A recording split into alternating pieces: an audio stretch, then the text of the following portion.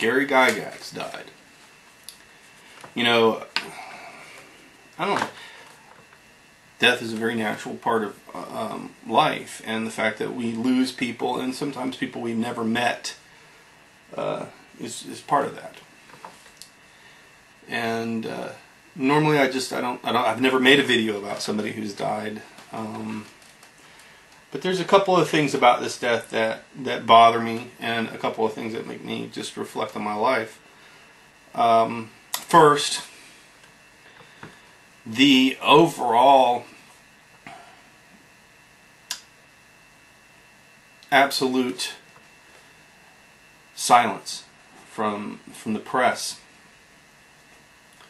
at his passing is a sad testament to our times. And I know a lot of you. First of all, Gary Gygax and his partner invented the game of Dungeons and Dragons. And that may seem trivial to many of you. It may seem silly, or obviously there's the stereotype of the Dungeons and Dragons players. I played a lot of D&D in my late teens, mid to late teens. And to let you younger people know, this was before we really used, at least we didn't, the group that I played with didn't use figurines or three-dimensional gameplay spaces and maps and things like that. The only thing we played with was graph paper and a pencil and our die and the books. And that was it.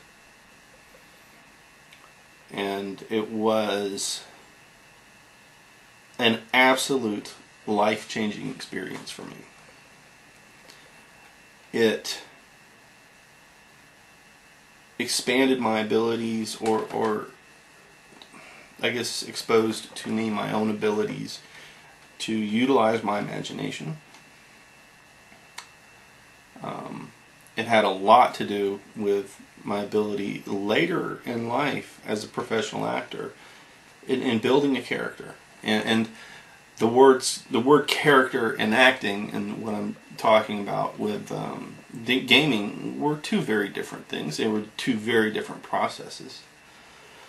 But the idea was the same, that you had to make a history, that you had to build, the parameters of this personality before you could step into those shoes. I think it had a lot to do, and I don't think I can give it enough credit, with my choice in professions. My writing has a lot to do with that. And I'm going to tell you, the interesting thing about D&D and what it did for me as an actor was the ability to make dialogue very natural. Every aspect of your imagination is utilized when you play D&D that way. Everything is this sort of internal space. And just to give you an idea of how we play Dungeons and Dragons, we played every Sunday. And when I say Sunday, I mean Sunday. We got at that house around 11 o'clock or so Saturday night. Everybody had taken a nap that Saturday. Done whatever chores at home, that kind of thing that you needed to do. And we came ready to play. And there were many pots of coffee and many cases of beer consumed during that time period. And a lot of Snickers bars because they last. And we played, and we played, and we played, and we played, and some of the sessions went from 12 to 20 hours long. And it was every Sunday, and it was an experience I would never trade. I'm not in touch with any of those people anymore. I really wish I were. Our DM, Ian, if you're out there on YouTube, be nice to hear from you. But it was an amazing time. It was a time where, ironically, I was so much older that my imagination was really opened up to what the possibilities are for you being able to step outside of yourself. And also the ability to look at things objectively. When you're gaming, I mean,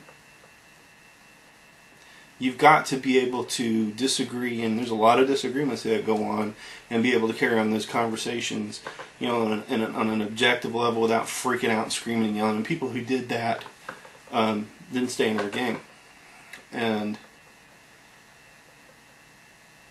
I think I'm not alone in this. And I don't care if you became a computer programmer or anything else.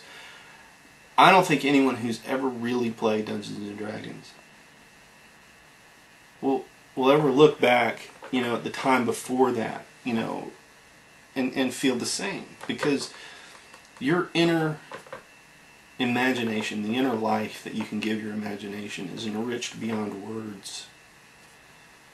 And that was a gift that those two men gave to us. And Gary, not, you know, in the smallest part, Gary continued to be, you know, a person who kept making the game better and continuing to put new editions out. And it was always with, you know, a lot of input from gamers, which was a really humble and important thing to do. And it always made the game better. I think, you know, the legacy now of the RPG computer games, of other types of role-playing games and things like that, you know, all of them, thank you, all of them, I think, owed their existence in their current incarnation to Gary Gygax. And obviously to his partner. You know, I just wanted to say this. I wanted to express this, and maybe some of you others out there feel the same way. You know, I know I've seen, I haven't been on, and I'm sorry I've been gone for so long, but, you know, I'm sure a few people feel the same way. He inadvertently changed my life. And it's a sad thing that he's gone, but it's not sad that he's no longer suffering, and is not going to suffer any more from the affliction that he had. So it's not that I would wish him back, but it's a sad thing. It's a sad thing that he's gone, and it's really sad that he wasn't given the credit that was due him for influencing modern society as much as he did. You know, maybe it was just a silly game, but it affected a lot of us.